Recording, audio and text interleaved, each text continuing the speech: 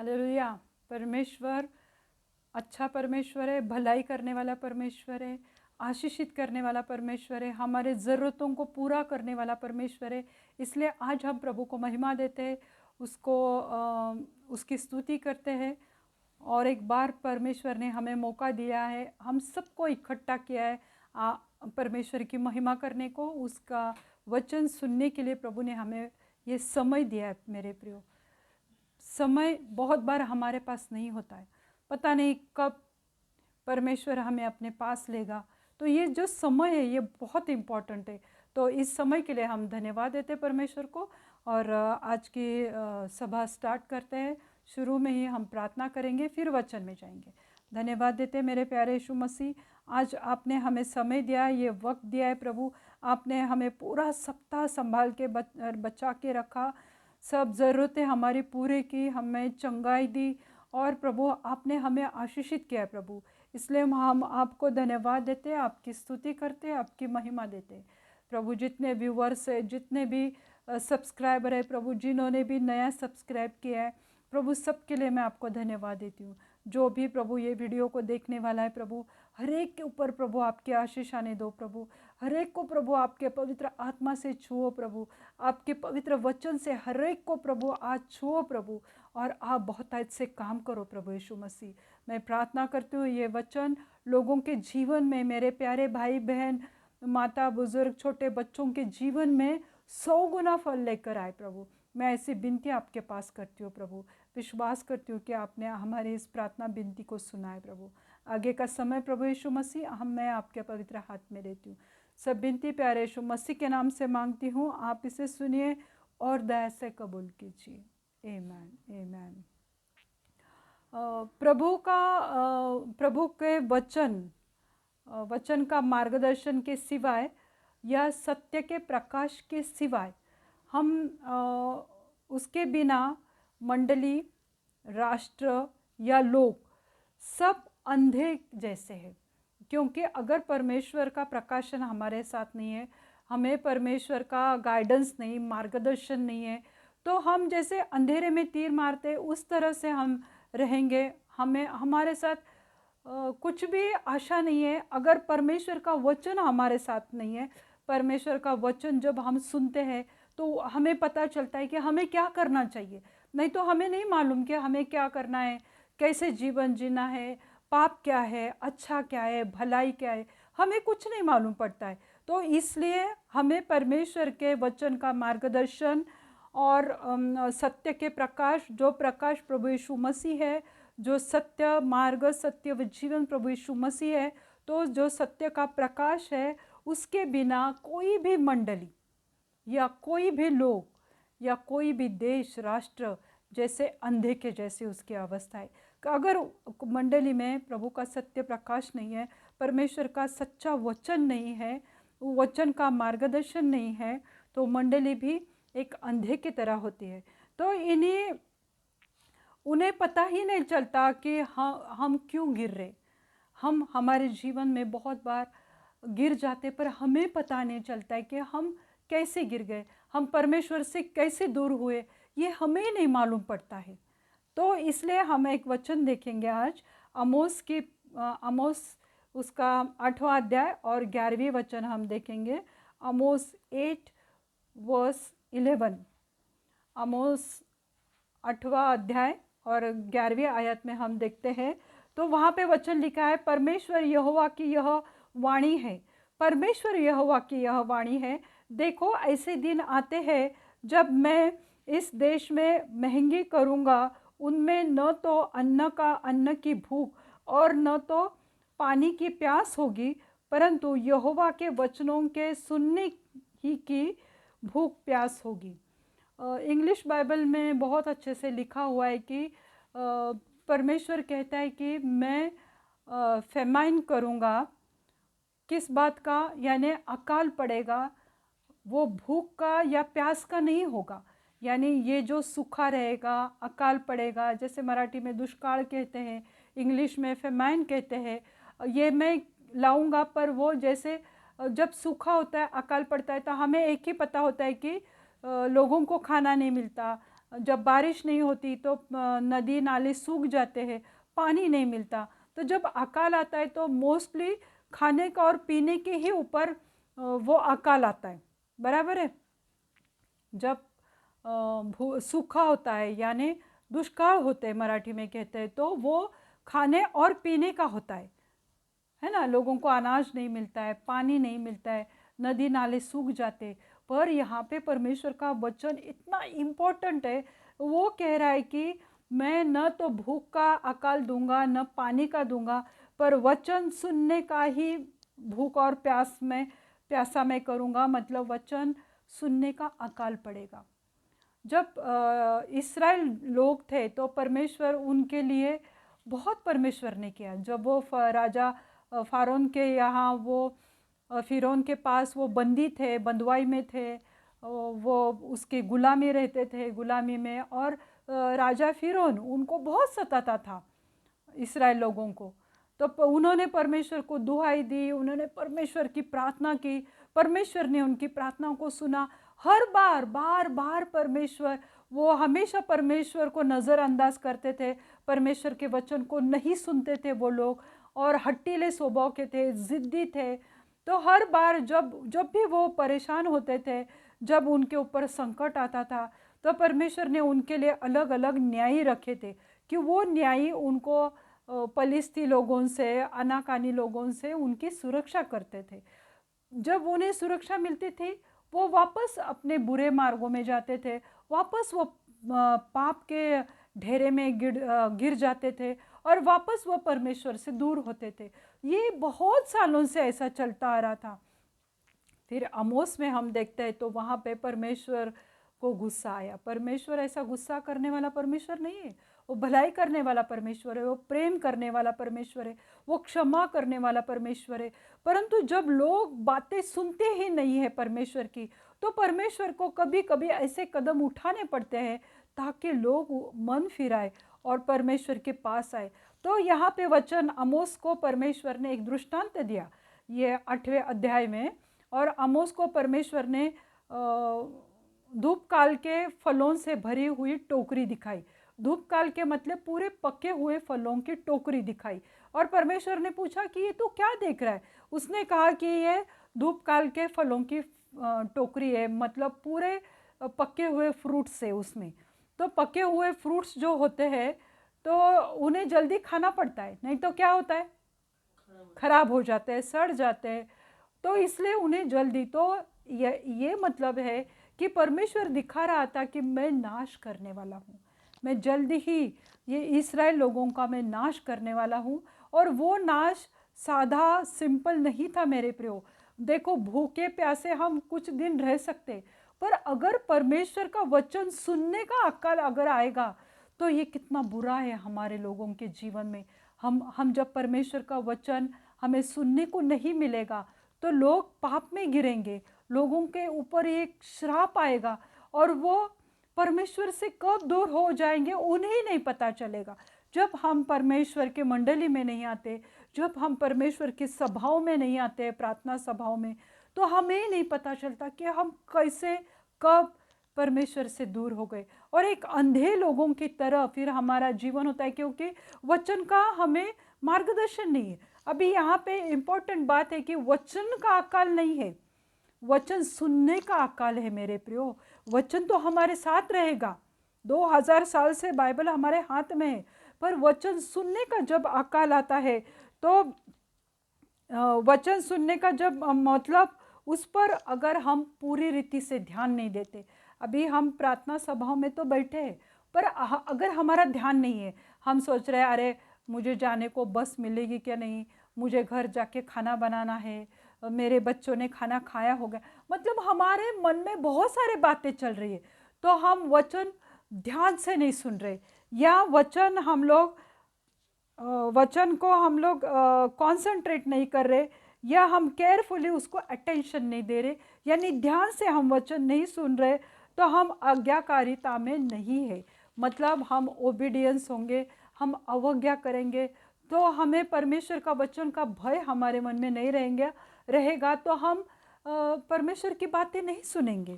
और वचन न सुनने से हम पाप में और अवज्ञा करते हैं, हम परमेश्वर के खिलाफ होते हैं, जो परमेश्वर हमसे करवाना चाहता है हम वो बातें नहीं करते, जो परमेश्वर ने हमें कहने के लिए कहा है वो हम नहीं करते हैं, और फिर हमारे जीवन में श्राप आता है। हमें पता ही नहीं चलता कि ये श्राप हमारे जीवन में किस तरह से आए हैं।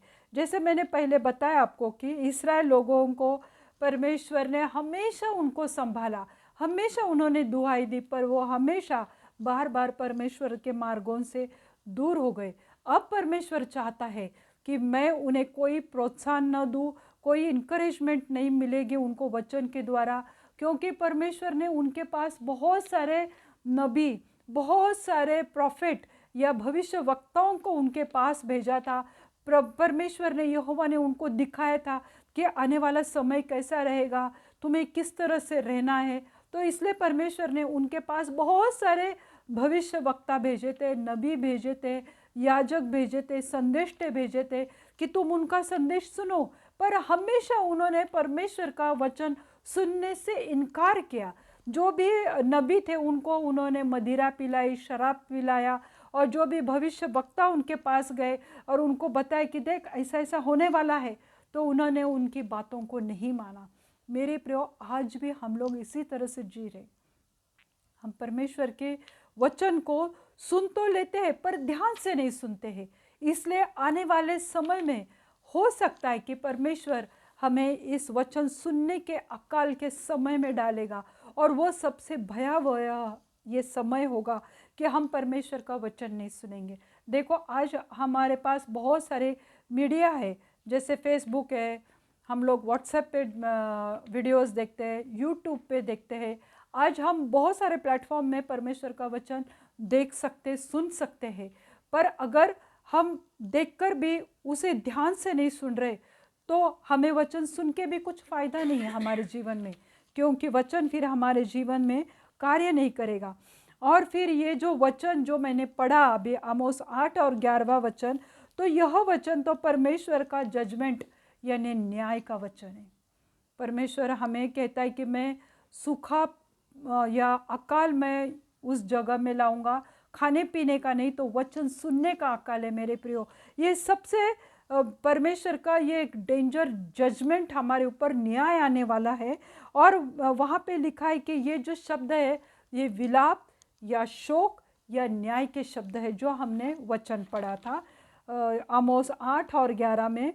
और 12वें वचन में लिखा है, लोग यहोवा के वचन की खोज में समुद्र से लेकर समुद्र तक, उत्तर से पूरब तक मारे मारे फिरेंगे, परंतु उनको न पाएंगे, यानी वचन को वो सुनने नहीं पाएंगे। वो मारे मारे फिरेंगे, क्योंकि जब वो तकलीफ में रहेंगे उनको वचन ऐसा लगेगा कि हमें वचन सुनना है, हमें परमेश्वर के वचन का मार्गदर्शन चाहिए, हमें परमेश्वर चाहिए। पर समय आएगा कि वचन सुनने का अकाल पड़ेगा, हम वचन सुन नहीं पाएंगे। आज भी बहुत बार हम देखते हैं कि जो जवान बच्चे हैं जो वचन सुन नहीं पाते। क्यों नहीं सुन पाते? क्योंकि उनके पास बहुत सारे मीडिया है, वो फेसबुक पे बहुत वक्त बने रहते हैं, चैटिंग करते रहते, उनके पास वक्त ही नहीं है परमेश्वर का वचन सुनने के लिए। आमोस 8 और 13वें और 14वें आयत में लिखा है कि वो जवान लड़के लड़कियां वचन सुनने के लिए यहाँ वहाँ भागते रहेंगे, पर मूर्छा आके गिरेंगे, यानी चक्कर आकर पर गिर जाएंगे, पर उन्हें वचन नहीं सुनने को मिलेगा। मेरे प्रियो, क्या तुम चाहते हो कि ऐसा समय हमारे ऊपर आए कि हमें वचन सुनने को ही नहीं मिलेगा? आज हम वचन सुनते हैं तो वचन हमारे जीवन में कार्य करता है, बहुत अच्छे कार्य करता है। तो अब वे संकट में होंगे और प्रभु से मार्गदर्शन के लिए भागेंगे, पर उन्हें सुनाई नहीं देगा। तो मेरे प्रियो, आज समय है हमारे पास, हम अगर आज परमेश्वर का वचन सुनेंगे तो हमें वो वचन न सुनने का जो अकाल है, वैसी स्थिति हमारे जीवन में कभी नहीं आएगी। और यह अकाल हमें वचन सुनने से रोकता है। कौन सा अकाल? कौन सा अकाल? न सुनने का।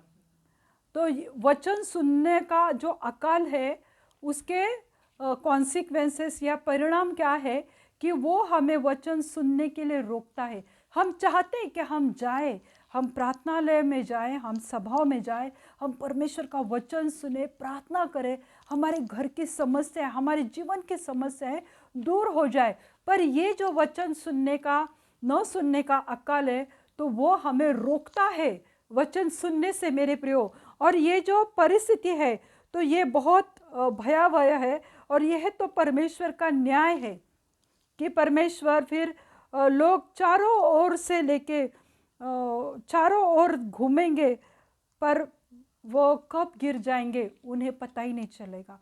वो चारों ओर से ठोकर पाकर गिरेंगे, उन्हें चारों तरफ से ठोकर मिलेगी, पर वो कब गिर जाएंगे उन्हें ही नहीं पता है, क्योंकि वो वचन सुनने के लिए नहीं आए। वो कुछ ऐसी बातें, कुछ ऐसे फैमिली प्रॉब्लम होते, या कुछ ऐसे बातें आते, पूरा दिन हम चाहते कि हम वचन सुनने के लिए जाए, हम सभा में जाए, पर आइन टाइम पे हमें कोई बुखार आता है, हमें कुछ दर्द होता है, हमारा मन नहीं होता है कि हम परमेश्वर का वचन सुनने के लिए जाए। तो ये शैतान इस तरह से हमें रोकता है, या परमेश्वर भी हमें रोकेगा, क्योंकि हमने जब वचन हमें मिल रहा था, जब सुनने का वक्त था, हमने उसे नहीं सुना था। इसलिए परमेश्वर फिर हमें ये जो अकाल है वचन न सुनने का, तो वो हमें रोकता है परमेश्वर का वचन सुनने से। और एक महत्वपूर्ण बात यह है कि एक असामान्य अभिश्राप है ये वचन न सुनना। बहुत बार हम देखते हैं कि चर्च में या प्रार्थना सभा में वचन चालू होता है, लोगों को नींद आती है, वो वचन लोगों को सुनने नहीं देता है। ये एक अभिश्राप है हमारे ऊपर कि हम वचन सुनकर वो हमें नहीं समझ रहा है, तो ये एक श्राप है। हम वचन को नहीं सुन रहे तो ये एक श्राप है, और ये एक असामान्य यानी एक नॉर्मल बात नहीं है कि हम वचन नहीं सुन पा रहे। मैं देखती हूँ ऐसे कुछ लोग हैं, मसीह लोग हैं या परमेश्वर को मानने वाले लोग हैं, उनके घरों में परमेश्वर का वचन सुनने की जगह वो फिल्मी सॉन्ग लगा के एंजॉय करते। तो ये परमेश्वर का वचन सुनने से हमें रोकता है। और सच्चाई मानने का यह अकाल बहुतों को राहत दे रहा है, यानी वचन सुन ही नहीं रहे हैं, तो हमें वचन न सुनने का अकाल जो है, यानी जो सूखा है या फैमैन है, तो वो हमें क्या करता है कि वो हमें राहत देता है कि अरे ठीक है, हमने वचन सुना ही नहीं, तो हमें पता ही नहीं कि अंत समय कैसा रहेगा, या अनंत काल के बारे में सोचने के लिए वो हमें मजबूर नहीं करता है। क्योंकि हमें अगर वचन मालूम ही नहीं, वचन पता ही नहीं, हमने ध्यान से सुना ही नहीं, तो हमें अनंत काल के बारे में नहीं मालूम, यानी हम उसके बारे में नहीं सोचना चाहते कि मरने के बाद मेरा क्या होगा। जब हम सोचते, जब हमारे जीवन में दिल में परमेश्वर का भय आता है, तो हम पाप नहीं कर पाते। पर ये जो वचन न सुनने का अकाल है, तो वो इंसान को एक शांति देता है कि हाँ ठीक है, तुमने वचन नहीं सुना, तुम्हें कुछ पता नहीं है अनंत काल क्या है। और फिर यह प्रेरित करता है, तो लोगों को पता ही नहीं चलता कि कैसे चीज़ें टूट कर गिरी है। आज बहुत सारे लोगों के जीवन में उनकी फैमिली टूटी हुई है, बहुत सारे लोगों के जीवन में बिजनेस टूट गए हैं, बहुत सारे लोगों के जीवन में चंगाई टूट गई है, बहुत सारे लोगों के जीवन में उनके बच्चों के वजह से फैमिली टूटी हुई है। आज पति पत्नी की प्रॉब्लम है, तो उनके चीज़ें किस तरह से टूट गई है उन्हें पता ही नहीं चलता है मेरे प्रियो, क्योंकि वचन न सुनने का जो अकाल है वो उन्हें अनंत काल के बारे में सोचने के लिए उन्हें प्रेरणा ही नहीं देता है। और ऐसा लगता है कि जीवन बहुत कठिन है, नहीं कर पा रही हूँ मैं, नहीं कर पा रहा हूँ मैं, जीवन बहुत कठिन है, जीवन बहुत संघर्षमय है, कुछ भी नहीं कर रहा है। ये परमेश्वर का वचन जो मैं नहीं सुन रहा हूँ, और जो सुन रहा है ध्यान से नहीं सुन रहा हूँ, तो मेरे जीवन में कुछ भी नहीं है, मैं कुछ भी नहीं मेरे जीवन में हो रहा है। लोग मेरे से काउंसलिंग कर रहे हैं, कोई मेरे लिए प्रार्थना कर रहा है, पर कुछ भी नहीं हो रहा है। तो ऐसी परिस्थिति हमारे जीवन में क्यों आती है? लेकिन ये अपनी मुसीबतों को और आत्मिक बहरेपन के बीच के संबंध नहीं लगा पाते हैं। क्यों ऐसा हो रहा है? क्योंकि उनका जो आत्मिक बहरेपन है, जो स्पिरिचुअल डेफनेस है, कि हम सुन नहीं पा रहे परमेश्वर का वचन, और हमारी मुसीबतें, उनका संबंध वो नहीं लगा पा रहे। वो नहीं सोचते कि मेरे जीवन में ये मुसीबत है, मेरे जीवन में ये प्रॉब्लम है, मेरे जीवन में बीमारियाँ है, कर्ज है, जॉब नहीं है, बिजनेस नहीं है, पति पत्नी में अनबन है, मेरे जीवन में सब हो रहा है। तो ये क्यों हो रहा है? उसका संबंध वो आत्मिक बहरेपन से नहीं लगा रहे। उन्हें पता ही नहीं चल रहा है कि वो परमेश्वर से कैसे दूर हो।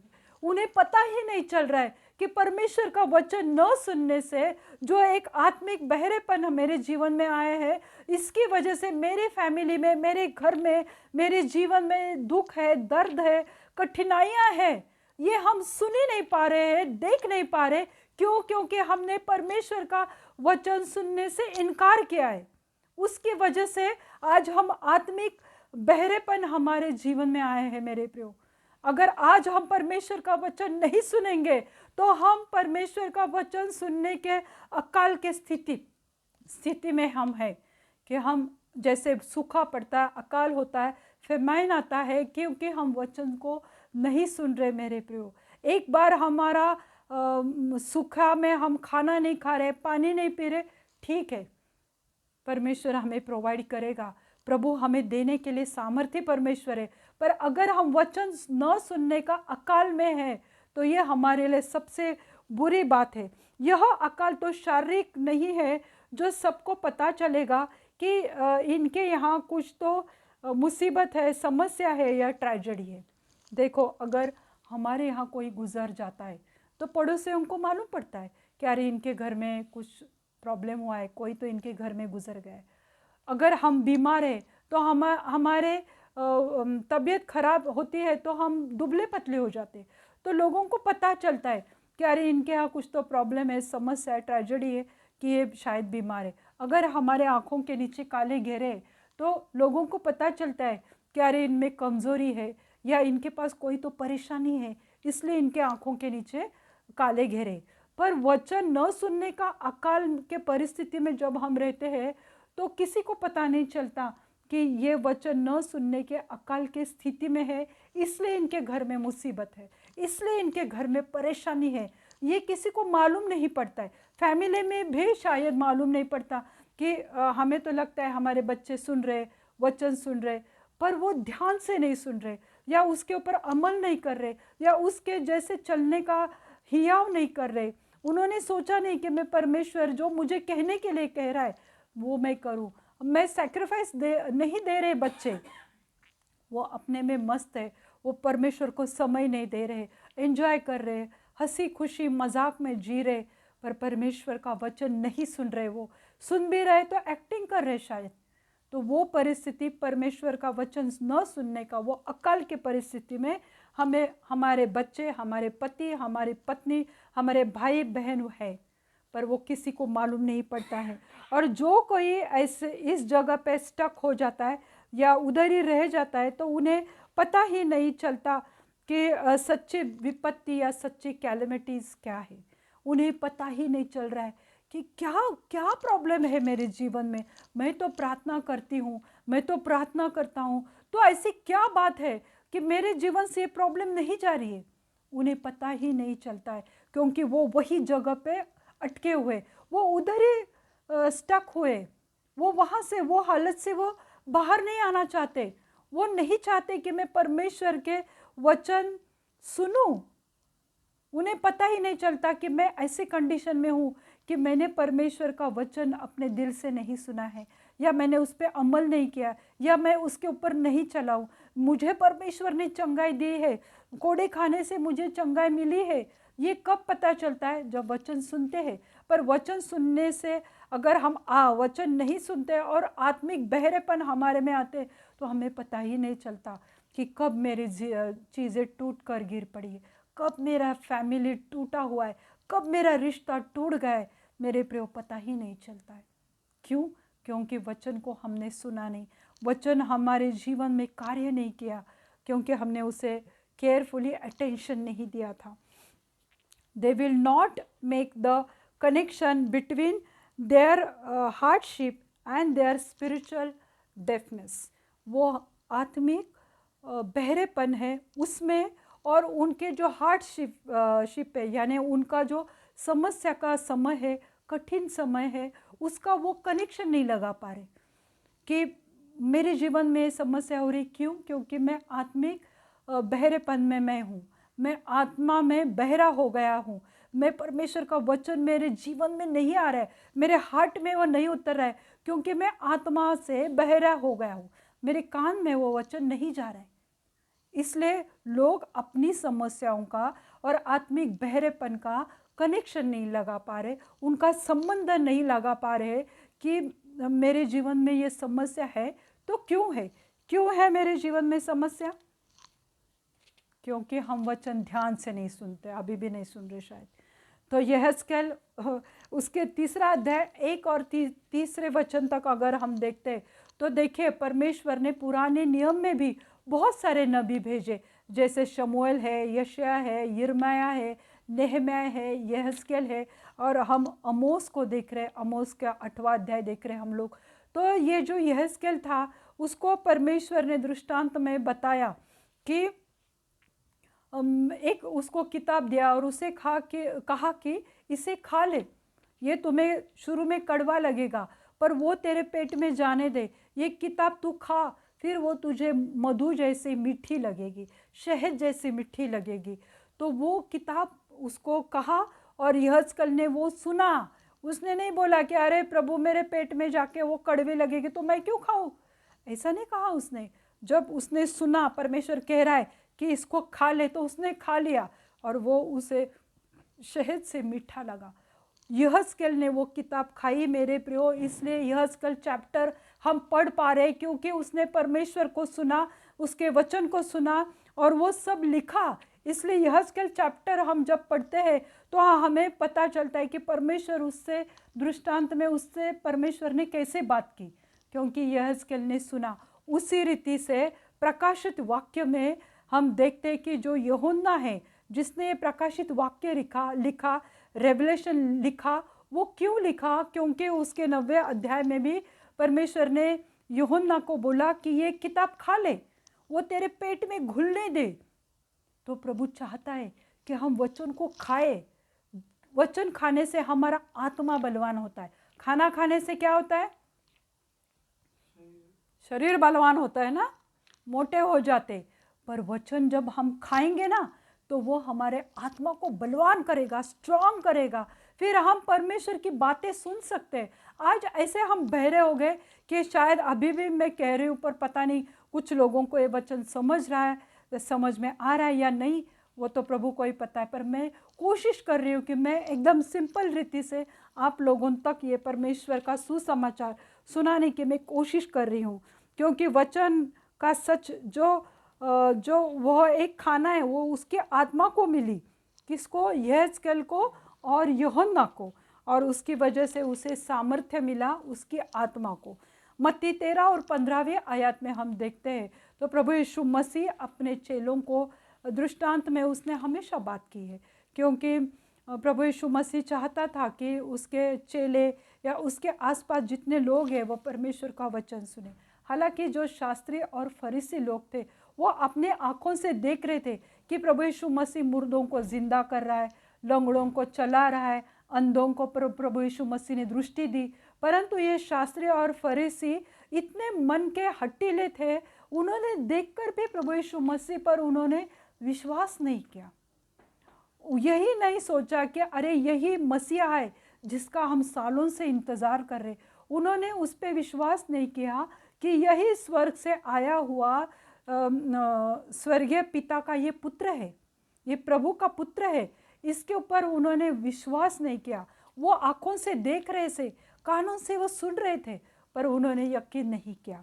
तो वचन ये है, मत्ती उसकी 13वीं अध्याय और 13वां अध्याय और 15वीं आयत में हम देखते हैं, वहाँ पे लिखा है क्योंकि उन लोगों का मन मोटा हो गया था और मोटा हो गया है और कानों से ऊंचा सुनते हैं, और उन्होंने अपनी आंखें मूंद ली, मतलब आंखें बंद कर ली।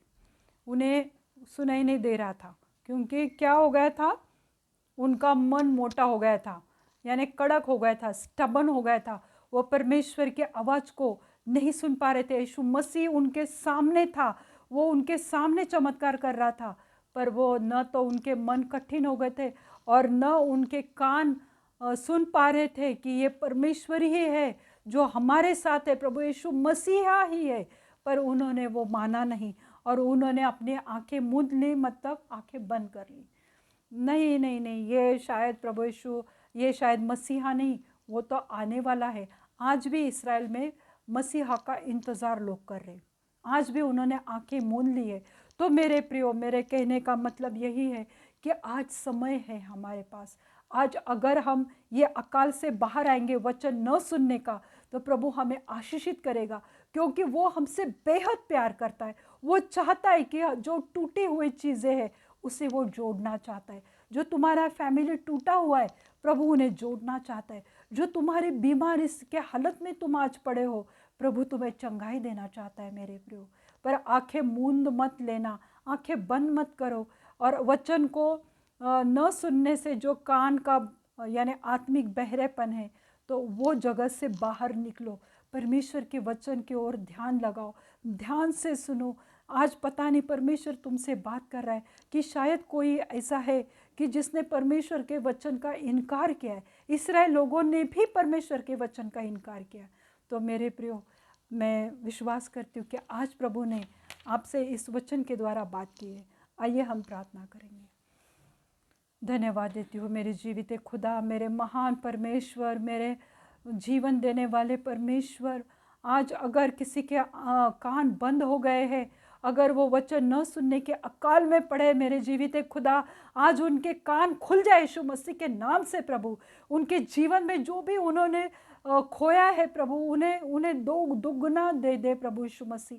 मैं प्रार्थना करती हूँ, जो मन उनके कठिन हुए हैं प्रभु, जो मन उनका मोटा हो गया है प्रभु, जो उनके कान प्रभु एक बहरेपन की अवस्था में है कि वचन सुनकर भी वो अनसुना कर रहे, वचन सुनते समय उन्हें नींद आ रही है, वो वचन पे मनन नहीं कर पा रहे, वो वचन को उन्होंने खाया नहीं है प्रभु। वो शहद से भी मीठा है प्रभु, वो आशीष करने वाला वचन है प्रभु तेरा, पर लोगों ने वो सुना नहीं है प्रभु। उसे देखकर भी अनदेखा किया है प्रभु, उन्होंने वचनों का इनकार किया है मेरे जीवित खुदा। परंतु मैं आज प्रार्थना करती हूँ मेरे जीवित खुदा कि हर एक देखने वाले, सुनने वाले इस वीडियो को, यहाँ पर उपस्थित हर एक लोगों के कान खुल जाए यीशु मसीह के नाम से प्रभु। उनके आत्मिक आंखों को खोलो मेरे जीवित खुदा, उनके आत्मिक कानों को खोलो मेरे जीवित खुदा, और वो आपका वचन सुनने पाए प्रभु, और उसके मुताबिक वो चलने पाए प्रभु। उन्होंने अपना जीवन जहाँ पे रुक गया है, जहाँ पे स्टक हुआ है, वहाँ से वो निकल पाए प्रभु। उन्हें पता ही नहीं चला कि वो कब आपसे दूर हो गए मेरे जीवित खुदा।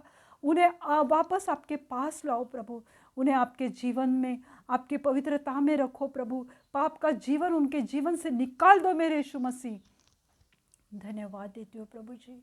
आज मैं प्रार्थना करती हूँ प्रभु जी कि जो भी प्रभु जी एथराइटिस की प्रॉब्लम है प्रभु, जिनके भी रीढ़ की हड्डी में प्रॉब्लम है, शोल्डर पेन है, टेनिस एल्बो है, घुटने में दर्द है, इसी वक्त प्रभु यीशु मसीह आपका चंगाई का हाथ उनके ऊपर आने दो प्रभु। जो भी ये वीडियो को देख रहे हैं, उनके घर में यहाँ आपका पवित्र आत्मा का हाथ आने दो प्रभु। आपके पवित्र सामर्थ्य से लोगों को भरो प्रभु, उन्हें चंगाई से भरो प्रभु यीशु मसीह।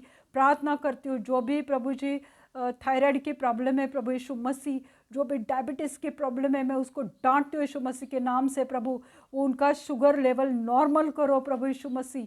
प्रभु मैं प्रार्थना करती हूँ मेरे जीवित खुदा, आप कार्य करने वाले महान परमेश्वर है प्रभु। इसी वक्त उनको छुओ प्रभु यीशु मसीह, उनको पूरी चंगाई से दो, भरो प्रभु यीशु मसीह। प्रभु मैं प्रार्थना करती हूँ प्रभु, जो जिनके भी गुप्त रोग है प्रभु यीशु मसीह, जिनके भी गुप्त अंगों में रोग है प्रभु, उसको हटा दो प्रभु यीशु मसीह। वो अंगों को चंगाई से भरो प्रभु, वो गुप्त अंगों को प्रभु आप नया कर दो प्रभु जी। जो भी तकलीफ है, दर्द है, यीशु मसीह के नाम से निकल जाए प्रभु।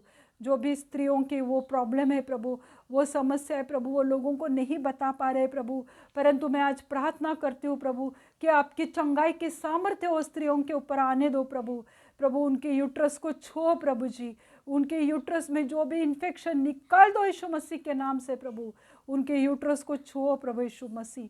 जो भी खून बहने की बीमारी है प्रभु, उनके शरीर से निकल जाए यीशु मसीह के नाम से प्रभु। उनको उनका जीवन नॉर्मल होने दो प्रभु यीशु मसीह के नाम से मैं मांगती हूँ प्रभु। आप चंगाई देने वाले परमेश्वर प्रभु। और अबारा शिखोरी अंतरा बरा निहंता खोरी अंतरा बरा शंदरा बरी शिखेरी अंतरा बरा बरा बरा बरा बा। I rebuked all this influence in the name of Jesus। जो भी प्रभु यीशु ये फंगस की प्रॉब्लम है उसको निकाल दो यीशु मसीह के नाम से प्रभु। प्रभु मैं प्रार्थना करती हूँ मेरे जीवित खुदा कि जिनके भी प्रभु शरीर में कमज़ोरी है प्रभु, वो कमज़ोरी निकाल दो यीशु मसीह के नाम से प्रभु। आपकी चंगाई से उन्हें भर दो प्रभु यीशु मसीह। प्रभु मैं प्रार्थना करती हूँ कैंसर, एड्स, ट्यूमर के पेशेंट को प्रभु उनके आपको चंगाई से भर दो प्रभु यीशु मसीह। वो कैंसर उनके शरीर से निकाल दो यीशु मसीह के नाम से प्रभु। आपके नाम में चंगाई है परमेश्वर, आप चंगाई देने वाले परमेश्वर हो प्रभु। प्रभु मैं प्रार्थना करती हूँ जो भी टीबी के पेशेंट है प्रभु उनको आज़ाद कर दो वो बीमारी से प्रभु। उनके फेफड़ों में प्रभु आपकी जान आने दो प्रभु। प्रभु मैं प्रार्थना करती हूँ मेरे जीवित खुदा जो भी वायरल इन्फेक्शन है प्रभु, जिनको भी बुखार खांसी है प्रभु उनको चंगाई दो प्रभु। उनको आपकी चंगाई से भर दो मेरे यीशु मसीह। प्रभु मैं प्रार्थना करती हूँ मेरे जीवित खुदा क्या आप हर एक को याद करो प्रभु। हर एक के हार्ट को सीधा कर दो प्रभु जी। जो भी ब्लॉकेजेस है यीशु मसीह के नाम से निकल जाए इसी वक्त मैं प्रार्थना करती हूँ प्रभु जी। प्रभु प्रार्थना करती हूँ उन फैमिलीज़ के लिए प्रभु जिनके घर में प्रॉब्लम है प्रभु, जिनके घर में भी प्रभु कोई सब एक साथ रहकर भी एक नहीं है प्रभु। आज उनके जीवन में कार्य करो प्रभु यीशु मसीह। प्रभु मैं प्रार्थना करती हूँ जिनके भी जॉब नहीं प्रभु, आपके पवित्र भंडार से मेरे यीशु मसीह उन लोगों को जॉब दो प्रभु जी। उनके घर के चूल्हा चौके के आप संभालने वाले परमेश्वर मेरे से ज़्यादा प्रभु आप उनकी चिंता करते हो प्रभु। तो प्रभु आप उनको अच्छे जॉब से आशीषित करो। जिनको भी इंक्रीमेंट प्रमोशन चाहिए प्रभु उनके समझ के परे उनको वो इंक्रीमेंट से आशीषित करो प्रभु। प्रभु मैं प्रार्थना करती हूँ जिनके बिजनेस में प्रॉब्लम हुई है प्रभु उनको अच्छे बिजनेस से आशीषित करो प्रभु। जो भी दरवाज़ा शैतान ने बंद किया यीशु मसीह के नाम से वो खुल जाए इसी वक्त प्रभु और उनके बिजनेस के में बढ़ोतरी होने दो प्रभु। प्रभु प्रार्थना करती हो लोगों को आशीषित करो, चंगाई दो, खुशी दो, आपके वचन के अनुसार चलने की उन्हें इच्छा दो प्रभु।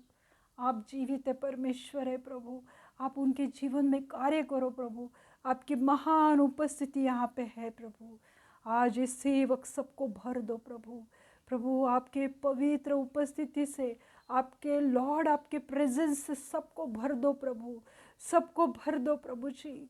जो भी मन में कड़वाहट है, नफरत है, गुस्सा यीशु मसीह के नाम से इसी वक्त निकल जाए प्रभु। प्रभु हम एक दूसरे को माफ़ करें प्रभु, ऐसी कृपा लोगों के ऊपर आने दो प्रभु। कार्य करती हूँ प्रभु जी जिनके भी जो भी यंग बच्चे लाइफ पार्टनर के लिए देख रहे प्रभु उन्हें आपके पवित्र भंडार से प्रभु अच्छे लाइफ पार्टनर से आशीषित करो प्रभु। प्रभु मैं प्रार्थना करती हूँ जिनके यहाँ बच्चे नहीं है प्रभु जी वो कपल्स को प्रभु आप आशीषित करो। उनके शरीर में कोई कमी घटी है तो वो निकाल दो प्रभु और उन्हें अच्छे बच्चे से आशीषित करो प्रभु। आप कार्य करने वाले महान परमेश्वर है प्रभु।